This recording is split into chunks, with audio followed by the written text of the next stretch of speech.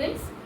In the previous lecture, we have started the types of chemical reaction, in which we have already learnt about the combination reaction first and then second decomposition reaction.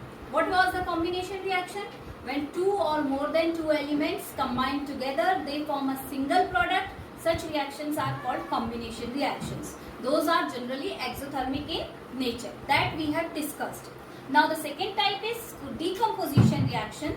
We have to discuss decomposition reaction in detail with the help of following activities which are given in the NCERT textbook. Clear? We have already discussed about the concept of decomposition, that whenever one compound is broken down into two or more compounds or elements, such reactions are called decomposition, and that decomposition occurs generally in presence of heat, electric current or sunlight. On the basis of that, it is categorized into three categories that we have already discussed. But here today we will going to discuss about the activities which are related with the decomposition reaction and their types. So for that, first one is thermal decomposition. These are two important examples that how we will observe that thermal decomposition has taken place. These activities already given in your NCERT textbook. So you will read it from there. I am going to explain these activities. For the thermal decomposition, when decomposition occurs in presence of while providing heat, then it is called thermal decomposition. There is one example I have written, that lead nitrate. These are the crystals which are white colored. So we are taking these lead nitrate solution in a test tube and we are start heating that test tube on the burner. Then what will happen, whenever we are providing heat to that solution of lead nitrate, then lead nitrate is going to be start to be decomposed and it converts into lead monoxide, and brown color fumes of NO2 is going to be evolved in that reaction. So these are the observations. On the basis of these observations, that we can say that decomposition has taken place. Clear? So when white solution of lead nitrate is going to be heated, then brown color fumes of NO2 will evolve and yellow color residue is left behind that, which is due to the formation of lead monoxide. So this is one of the activity of the thermal decomposition reaction. One more activity is given in NCERT textbook, that is ferrous sulfate. Ferrous sulfate, it is green colored powder. Again we will make the aqueous solution of this ferrous sulfate. We will make the aqueous solution of this ferrous sulfate solution. We take it in a test tube and we are start heating it. Then what will happen? Here it converts into red colored ferric oxide. So this observation tells about that there is a thermal decomposition takes place.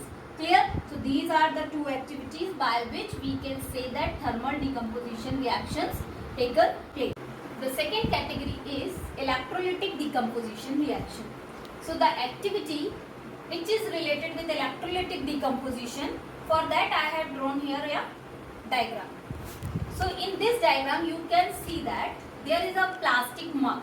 One plastic mug is taken which is drilled by two holes. In these two holes we have to put two carbon electrodes or graphite rod we can use as an electrode. By these two electrodes, one will work as an anode and other will work as an cathode. Now these two electrodes, they will be connected by a single source of 6 volt of battery. And then what we will do? We will add water to this plastic mug and we will insert two test tubes above these two electrodes. Clear? Two inverted test tubes we have to keep here above these two electrodes. Then we will start providing the electric current to these electrodes with the help of this battery. Whenever we are start providing the electric current to these electrodes, the water which is present in this plastic mug, that starts decomposing and it broken down into hydrogen gas and oxygen gas. How we will observe that these gases are going to be releases here? So we will observe that the water level in these two inverted test tube, it is going to be fallen because some bubbles are formed here and these bubbles are going to rise above these test tube. So these bubbles or these gases, they will displace the water from these test tube. So there the gases are going to be deposited.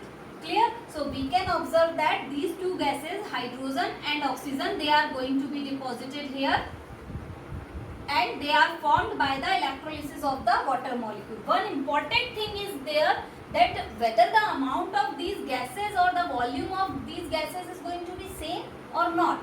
So this is very important question which is generally asked in board exam, that always the volume of the gas deposited in this electrode, which is cathode. In cathode there will be the deposition of hydrogen, and in anode there will be the deposition of oxygen. So always the amount of hydrogen which is deposited to the cathode, it will be doubled as the amount of oxygen. Why this amount of hydrogen will be doubled? Because we can see the reaction. In this reaction there is 2 molar concentration of water in the balanced equation. It will form 2 molar concentration of hydrogen and 1 mole of oxygen gas. So the amount here also, the amount is doubled of hydrogen. That's why there is the amount of hydrogen is doubled. Clear? So we can easily separate these gases from that particular instrument. We will separate these gases, and here we can test the hydrogen gas also. How the hydrogen gas is going to be tested in lab? When we will bring a burning matchstick or burning candle near the mouth of the test tube, then it starts burning with a pop sound. So that is the important testing of the hydrogen gas. Clear? So this is the activity of electrolytic decomposition of water. So it is very important activity, and it is given in NCERT textbook that you have to read it from there. So this is about the electrolytic decomposition. Now we are going to proceed for the photolytic decomposition. As I have already taught you in previous lecture, when a compound starts decomposing on passing the sunlight, then this is called photolytic decomposition. So for that also we have to perform an activity.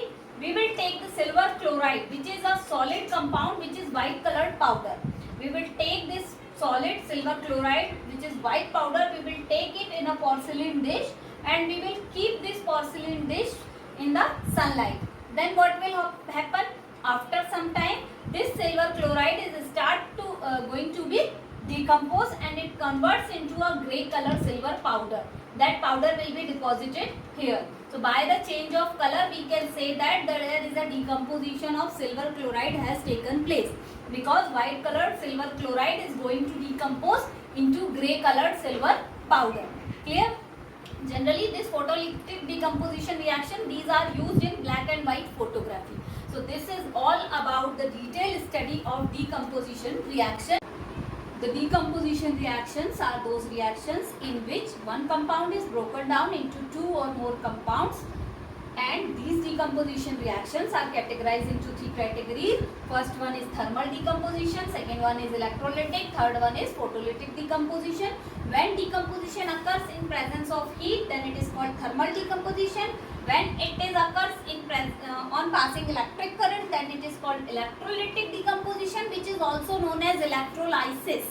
And when decomposition occurs in presence of sunlight, then it is called photolytic decomposition, or we can also say it is photolysis.